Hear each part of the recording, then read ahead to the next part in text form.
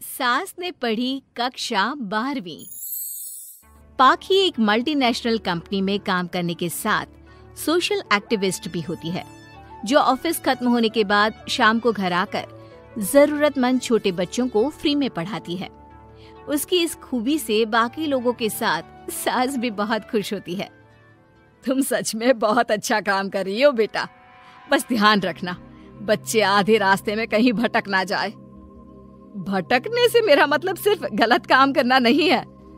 कोई घर की जरूरत के लिए नौकरी करने लगे या किसी के घर वाले उसकी शादी करा दे, यह भी तो मंजिल से भटकना ही होता है ना।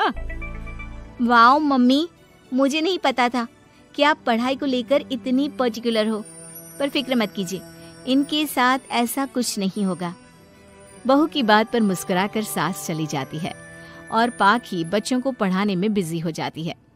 उसी रात पाखी और विराट साथ बैठकर बातें कर रहे होते हैं, जिसमें बहू सास की पढ़ाई को लेकर नजरिए का विराट के सामने जिक्र करती है। हाँ, मुझे सब पता है, ऐसे ही नहीं ये नालायक लड़का इतना पढ़ लिया। वो मम्मी ही तो है जिन्होंने बचपन से खाना खाया या नहीं से ज्यादा पढ़ाई की या नहीं पूछ पूछ कर मुझे इतना पढ़ने पर मजबूर कर दिया। वो हमेशा मुझे पढ़ाई और सेल्फ इंडिपेंडेंट होने की इम्पोर्टेंस याद दिलाती रही, और आज मेरी ये सरकारी नौकरी, इतनी अच्छी पोस्ट, उसी का तो नतीजा है। वाह, अगर मम्मी इतनी पढ़ी लिखी है तो कोई जॉब क्यों नहीं करती, और अगर जॉब नहीं करती तो मेरे साथ बच्चों को ही पढ़ा ले। तुम्हें किसने बोला कि मम्मी पढ़ी हुई हैं? उन्होंने तो अपनी 12th क्लास भी पूरी नहीं की। उससे पहले ही नाना जी ने मम्मी की शादी करा दी। शायद इसलिए पढ़ाई और अपने पैरों पर खड़े होने को लेकर उनकी सोच ऐसी है, क्योंकि वो खुद ये सब करना चाहती हो। पत्नी की बात सुन के विराट भी सोच में पड़ जाता है। दोनों मिलकर प्लान बनाते हैं और अगले दिन बच्चों को पढ़ाते हुए पाखी उनके पास एक कुर्सी एक्स्ट्रा लगा देती है। ये एक कुर्सी ज्यादा किसके लिए लगाई है बेटा? कोई नया बच्चा आने वाला है क्या? हाँ जी, आज से मेरी एक नई बच्ची मेरे पास, यानी कि मेरी सास, दोबारा पढ़ाई शुरू करने वाली है। अरे क्या पागल जैसी बात कर रही है? भला ये भी मेरी कोई उम्र है बच्चों के बीच बैठकर पढ़ने की? तू बस ना इनके भविष्य पर ध्यान दे, मुझ पर नहीं। मम्मी, सीखने की कोई उम्र नहीं होती, बस इच्छा होती है, और मुझे पता है कि आपके अंदर वो इच्छा आज भी जिंदा है। अरे तू बस अपने काम और इन बच्चों पर ध्यान दे। यहाँ बस सबको बोलने से मतलब है, किसी को नहीं सोचना। अगर बात बाहर निकली तो समाज क्या सोचेगा और परिवार का कितना नाम बदनाम होगा। मम्मी, आपने पापा और इस परिवार के बारे में बहुत सोच लिया। सबकी खुशियों के लिए अपने सपने बहुत कुर्बान कर दिए। अब ये वक्त अपने पर ध्यान देने का है। और जिस समाज की आप बात कर रही हो ना, उसकी तो आदत है हर कामयाब होते इंसान पर पत्थर मारने की। बेटी को भी बहू का साथ देते देख सास गुस्से में अपना सर पकड़कर बड़बड़ाते हुए वहाँ से चली जाती है। ये स्टूडेंट थोड़ी जिद्दी है, पर इन्हें मैंने 12th क्लास पास नहीं कराई तो मैं भी अपनी सास की बहू नहीं। ये देखने में तो मजा ही आ जाएगा। इसी के साथ पति पत्नी मिलकर सास को पढ़ाने के मिशन पर लग जाते हैं, लेकिन सास उनकी हर कोशिश को नाकाम कर देती है। एक शाम विराट अपनी मम्मी के लिए 12th क्लास की बुक्स लेकर आता है, जिन्हें देखकर इस बार सास का गुस्सा उन दोनों पर मानो फूट ही पड़ता है। अरे तुम दोनों का दिमाग खराब हो गया है क्या, जो ये बेवजह की जिद पकड़े बैठ गए हो? मैंने एक बार बोल दिया ना, मुझे कोई पढ़ाई नहीं करनी। इसके बाद मेरी पढ़ाई को लेकर मुझे घर में कोई जिक्र नहीं चाहिए। पोता पोती पकड़ने की उम्र में किताबें पकड़ूंगी तो अच्छी लगूंगी क्या?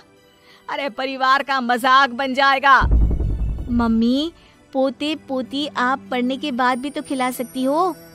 और रही मजाक बनाने वाले लोगों की बात, तो उनके पास खुद का कोई सपना होता नहीं, इसलिए दूसरों की उड़ान रोकने की कोशिश करते रहते हैं। बस एक बार माँ, आप कोशिश तो करो। अगर अच्छा नहीं लगा तो हम दोबारा कभी नहीं बोलेंगे।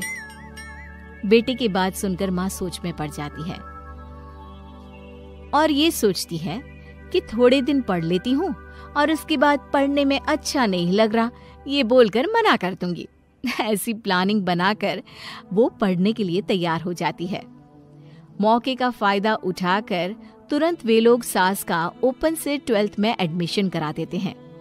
मम्मी, आज से आपकी सारी जिम्मेदारी मेरी। अब तो आपका नाम टॉपर के लिस्ट में आने से कोई नहीं रोक सकता। ये मेरे सीधे बच्चे, इन्हें अंदाजा भी नहीं कि माँ का प्लान क्या है। पाखी सास को पढ़ाना शुरू करती है। दिन बीतते हैं जिसमें धीरे धीरे सास भी कंफर्टेबल होने लगती है, लेकिन फिर पाखी एक सब्जेक्ट पढ़ने के लिए ट्यूशन जाने का सजेशन देती है, जिस पर बहुत गुस्सा, ड्रामा करने और पाखी के लाख बार मनाने के बाद एक बार फिर सास तैयार हो जाती है। थैंक यू मम्मी, आपको नहीं पता कि आपका 12th क्लास पढ़ना हम दोनों के लिए कितना जरूरी है। अब ये सिर्फ आपका नहीं, हमारा सपना भी बन गया है। बहू की बात सुनकर सास अपने प्लान को लेकर सोच में पड़ जाती है। अगले दिन पाखी सास के साथ उन्हें ट्यूशन छोड़ने जा रही होती है, जहाँ रास्ते में पड़ोस की कुछ औरतें बैठी मिलती हैं। अरे वाह विराट की मम्मी, तुम्हारा इस उम्र में पढ़ाई का कौन सा भूत जाग गया? बहू को बोलो कि पोता पोती दे दे और बच्चों के साथ खेलो। अरे क्या उनके बीच बैठकर अपनी खिल्ली उड़वाने चल पड़ी? आंटी जी, जब सरकार या भगवान ने सीखने की कोई उम्र नहीं रखी तो आपको क्या दिक्कत है? अरे देखो तो जरा, बहू की जुबान कैसे कैंची जैसी चल रही है। अब सास घर संभालने की जगह इन सब चीजों पर ध्यान रखेगी तो बहू के तो ये हाल होने ही है ना। देखा बहू, इसलिए बोलती थी, अरे खाली दिमाग वालों से बहस नहीं करनी चाहिए, क्योंकि वो जब भी मुंह खोलेंगे गू ही बोलेंगे। उदाहरण तो तुमने अभी देख लिया। वैसे बहन, मैं तो अपना सपना पूरा कर लूंगी, लेकिन क्या यहाँ बैठकर पंचायत करने के अलावा तुम लोगों का कोई दूसरा सपना भी है? सारी औरतें चुप हो जाती हैं और सास बहू चले जाते हैं। अब सास के अंदर पढ़ने की इच्छा जाग उठती है और वो अपना प्लान छोड़ मन लगाकर पढ़ाई करना शुरू कर देती है। देखते ही देखते 1 साल बीतता है और बोर्ड एग्जाम शुरू हो जाते हैं। मम्मी, एग्जाम के लिए जाने से पहले जल्दी से ये दही शक्कर खा लो। अरे चल पागल, ये सब बच्चों के लिए होता है। अभी आप भी हमारे लिए स्कूल में एग्जाम देने वाली बच्ची ही तो हो।